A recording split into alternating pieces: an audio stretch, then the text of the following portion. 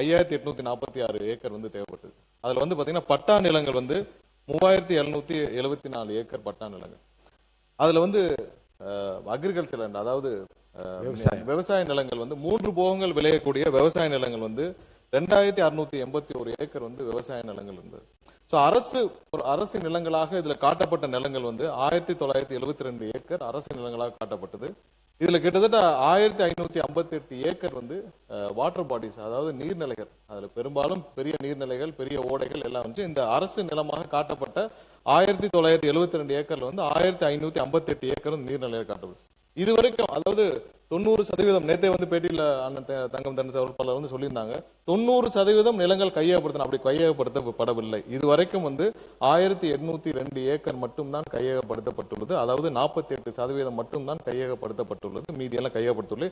அதுலயும் பாத்தீங்கன்னா ஏகாம்பரம், காரை, தண்டலம், சிறுவள்ளூர் போன்ற கிராமங்களில் 1 சென்ட் நிலம் கூட கையகப்படுத்தப்படவில்லை. அதெல்லாம் கையகப்படுத்தாமல் இருக்கு. இதுல இன்னொரு விஷயம் எல்லாரும் புரிஞ்சுக்கணும்னா, நேற்றே முதல்வருடைய அறிக்கையில ரொம்ப தெளிவாக சொல்லப்பட்டிருக்கு. அப்படின்னா இது வரைக்கும் வந்து நம்மளுடைய கரண்ட் கெப்பாசிட்டி, அதாவது 30 மில்லியன் பேசஞ்சர்ஸை ஹேண்டில் பண்ற கெப்பாசிட்டி இப்ப இருக்கிற கரண்ட் ஏர்போர்ட்டுக்கு இருக்கு. அது இல்லாமல் டெர்மினல் 3 வந்து கம்ப்ளீட் ஆச்சுன்னா இன்னொரு 5 மில்லியன், அதாவது இது ரெண்டும் சேர்த்தால் 35 மில்லியன் கெப்பாசிட்டியை நம்ம அடைவோம். அது இல்லாமல் டெர்மினல் 5, அதாவது நார்த் வெஸ்ட்ல டெர்மினல் 5க்கு நம்ம கம்ப்ளீட் பண்ணி முடிச்சோம்னா, திட்டமிடப்பட்டு முடிச்சோம்னா, கூடுதலாக 20 மில்லியன் பேசஞ்சர்ஸை ஒரு வருஷத்திற்கு கையாளக்கூடிய கெப்பாசிட்டி, அதாவது வருஷத்திற்கு 55 மில்லியன் கெப்பாசிட்டி வந்து நம்ம கையாளக்கூடிய திறமை இப்ப இருக்கிற கரண்ட் ஏர்போர்ட்லயே டெர்மினல் 3, டெர்மினல் 5 முடிச்சோம்னா இருக்கும். இது எப்படின்னா, இப்ப இருக்கிற பெங்களூர் ஏர்போர்ட் வந்து 4.5 மில்லியன் பேசஞ்சர்ஸ் ஒரு வருஷத்துக்கு ஹேண்டில் பண்றாங்க. அதை விட 10 மில்லியன் அதிகமாகவே ஹேண்டில் பண்ணக்கூடிய அளவுக்கு திட்டமிடல் முடித்த பிறகுதான் இது குறித்த அறிக்கையை முதல்வர் அவர்கள் தெரிவித்தார். அதாவது இப்ப இருக்க கரண்ட் ப்ராஜெக்ட்ல நிறைய தவறான தகவல் கொடுக்கப்பட்டிருக்கு. அதாவது என்விரான்மெண்டல் கிளியரன்ஸ் வாங்கிட்டோம்னு சொல்லிருக்காங்க. கிடையாது, என்விரான்மெண்டல் கிளியரன்ஸ் வாங்கப்படவில்லை. அதாவது என்விரான்மெண்டல் இம்பாக்ட் அசஸ்மெண்ட் கூட இதுக்கு பண்ணல. இது அதுவே பண்ணாமல் என்விரான்மெண்டல் கிளியரன்ஸ்லாம் வாங்க முடியும். என்விரான்மெண்டல் கிளியரன்ஸ்லாம் இதுவரைக்கும் வாங்கப்படவில்லை. மிகவும் அதுல வந்து நிறைய வாட்டர் பாடிஸ் இருக்கு. அதனால வந்து இந்த திட்டம் வந்து 5 ஆண்டுகளாக, அதாவது அதிமுக காலத்தில் ஆரம்பிக்கப்பட்டாலும் 5 ஆண்டுகளாக எந்தவித நகர்வும் இல்லாமல் இருந்ததுக்கு முக்கிய காரணம் பெரும்பாலும் நீர்நிலைகள், விவசாய நிலங்கள், 3 போகம் விளையக்கூடிய நிலங்கள். இதுல இப்ப அதிகமாக கவலைப்பட்டு இங்க கதறுபவர்கள் அனைவரும் பாத்தீங்கன்னா, ஒண்ணு ஜி ஸ்கோர் மாப்பிளைக்காக இருக்கட்டும், இல்லைன்னா அதுல கருப்பு பணத்தை கொண்டு போய் முதலீடு செய்தவர்களாக இருக்கட்டும், வேற யாருக்காகவும் இருக்காது. கண்டிப்பாக விவசாயிகளுக்கு மட்டும்தான், விவசாயிகளை மட்டும்தான் கணக்கில் வைத்துக் கொண்டு இது செய்யப்பட்டிருக்குது. வேற யாருக்காகவும் இல்லை. யாரு பேசுறீங்க? யாரா ஒருத்தர் மாண்பு தங்கம் தென்னரசு அவர்கள், மாண்பு தங்கம் தென்னரசு அவர்கள், தென்னரசு அவர்கள். பேரவைத் தலைவர் அவர்களே, பேரவைத் தலைவர் அவர்களே, விவாதம் பேரவைத் தலைவர் அவர்களே முடிச்சிருங்க, முடிங்க. சட்டத்துறை அமைச்சர் எல்லாத்திற்கும் இங்க பாருங்க, எல்லாத்திற்கும் எந்திரிக்க வேண்டியது. இது ஒண்ணு பிடி பீரியட் இல்ல, பிடி பீரியட் இல்ல. எல்லாத்துக்கும் எந்திரிச்சு உட்கார அளவுக்கு ஜி ஸ்கொயர் மாப்பிள்ளைன்னு சொன்னா என்ன தவறு இருக்கு? ஜி ஸ்கொயர் மாப்பிள்ளைன்னு ஊரே சொல்லுச்சு, என்ன தவறு இருக்கு? இது எல்லாத்துக்கும் எந்திரிச்சு உட்காருக்கு. இது ஒண்ணு பிடி பீரியட் இல்ல. உட்காருங்க, பேசலாம். உட்காருங்க. மாண்புமிகு தங்கம் தென்னரசு அவர்கள். மாண்புமிகு சட்டத்துறை அமைச்சர் இந்த அளவிலே தன்னுடைய பதிலை, விவாதத்தை கொண்டு போக விரும்புவார் என்றால், I can also pay you in the same currency. G square என்று நீங்கள் சொல்வீர் என்று சொன்னால், வேறு எந்த லாட்டரி மறுமனுக்காக புது விமான நிலையத்தை நீங்கள் கொண்டு போவீர் என்று நான் கேட்க முடியுமா? நான் கேட்கவா? நான் கேட்கிறேன்.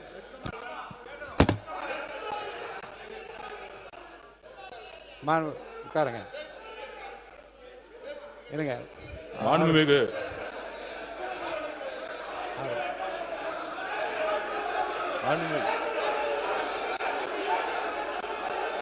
உட்காருங்க.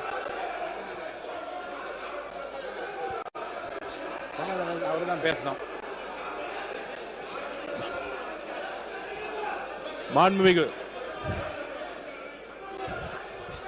மாண்புமிகு பேரவைத் தலைவர் அவர்களே, உட்காருங்க.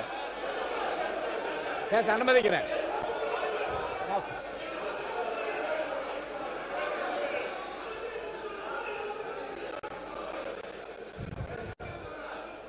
சுருக்கமா சொல்லலாம். மாணவர் பொதுப்பணித்துறை அமைச்சர் சுருக்கமா சொல்லி முடிக்கணும். உட்காருங்க. அவர் சொல்லட்டுங்க.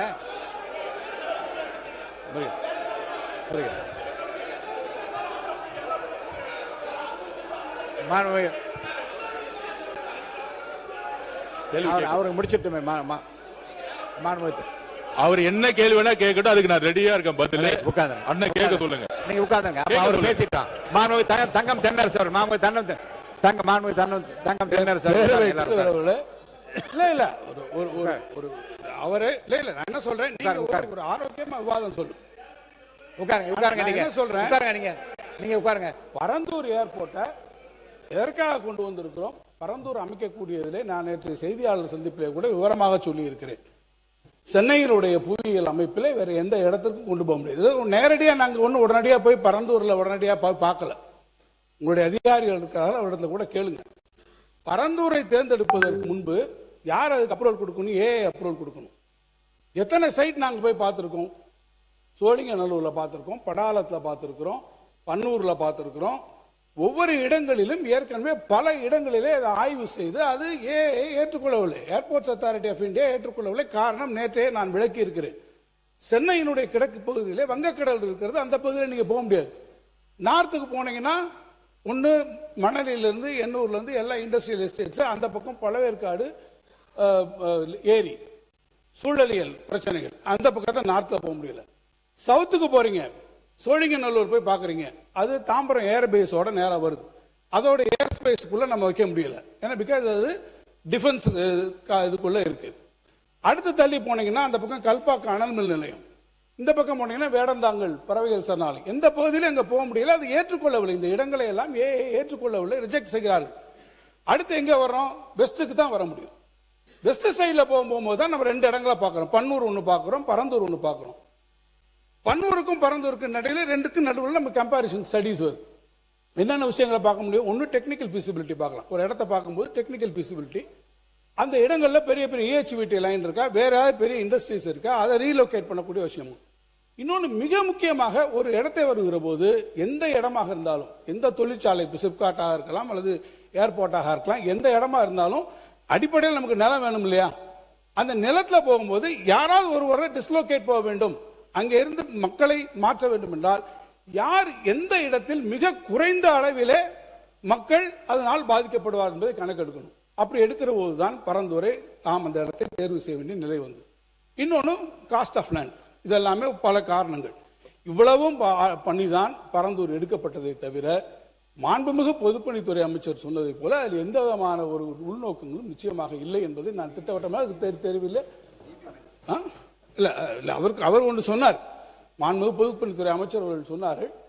அதுல அதுக்கான முழுக்க டெக்னிக்கல் ஃபீசிபிலிட்டி. அரசாங்கங்கள் ஈடுபடுது, நாங்க மட்டும் கிடையாது. ஒன்றிய அரசு இத்தனை இடங்களையும் பார்த்ததுக்கு பிறகு ஒன்றிய அரசு இறுதியாக அவர்கள் அப்ரூவல் கொடுத்தது, நம்முடைய சிவில் ஏவியேஷன் மினிஸ்ட்ரி ஃபைனலாக அப்ரூவல் கொடுத்தது பரந்தூர்ல கொடுத்தாரு.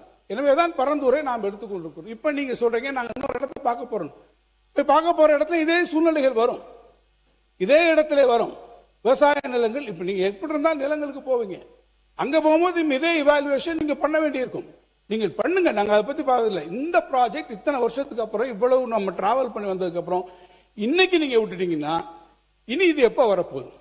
சரி, சென்னை இருக்கக்கூடிய எக்ஸிஸ்டிங் விமான நிலையத்தை நீங்க நாங்க பண்றோம்னு சொல்றீங்க. எத்தனை பேர் அங்க, நீங்க எப்படி செகண்ட் ரன்வே அங்க எப்படி வரும்? இதே ஜியோகிராபிக்கலா டெமோகிராபிக்கா சென்னையில் இருக்கக்கூடிய எக்ஸிஸ்டிங் ஏர்போர்ட்ல எவ்வளவு பெரிய பிரச்சனை வரும்? எத்தனை பேரை நீங்க மீனம்பாக்கத்துல இருந்து டிஸ்லோகேட் பண்ணுவீங்க? அதனுடைய டென்சிட்டி ஆஃப் பாப்புலேஷன் நீங்க யோசிச்சு பாருங்க. சுற்று வட்டாரத்தில் நிறைய பிரச்சனைகள் இருக்கு. ஆகவே நாங்கள் சொல்வது, பரந்தூர் விமான நிலையத்தை நீங்கள் முடக்குவது. முடிச்சிடறேன் மினிஸ்டர், முடிச்சிடறேன். இல்ல அதுல நாங்க சொன்னது நீங்க ஏற்கனவே முடிச்சிடறேன், ஜஸ்ட் கன்க்ளூடிங்.